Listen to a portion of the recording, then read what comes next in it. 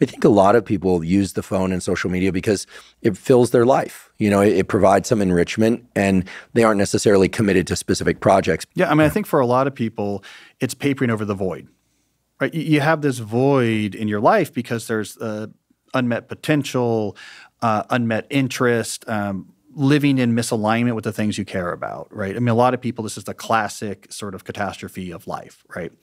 Social media, and before this, it was other things, right? There was other intoxicants or other sorts of distractions. It's a way for some people of essentially putting a screen over that like gaping void. And it like just makes it bearable enough that you can kind of go on with life. And so it is true, if you just rip it out, you see the void. And that's really difficult, right? I mean, because I did this experiment for one of my books.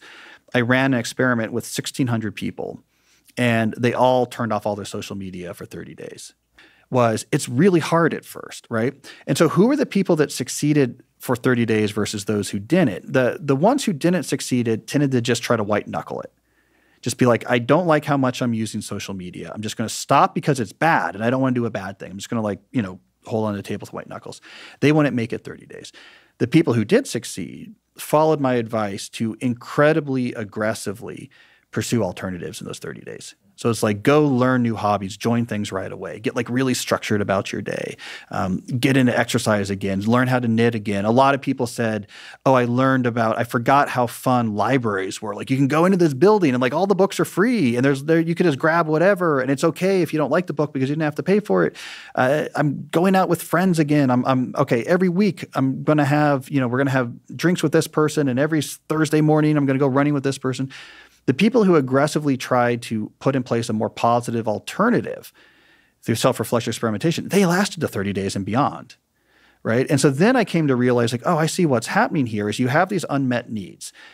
These tools can give you sort of a simulacrum of meeting them. I'm a social being. I need to be connected to people. Well, I'm texting and like doing comments on social media. It sort of touches that a little bit, just enough that you don't feel hopelessly lonely, but it's not really fulfilling that. So it's like kind of satisfying that just enough that it's not just intolerable, right?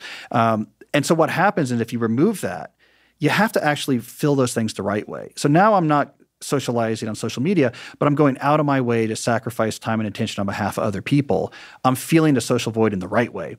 Now I don't really feel like I need to go back. I'm actually making my intentions manifest. I'm learning skills and building things. Now the sort of pseudo-construction and collective attention economy of social media, I'll post this and you'll like it, I'll like this.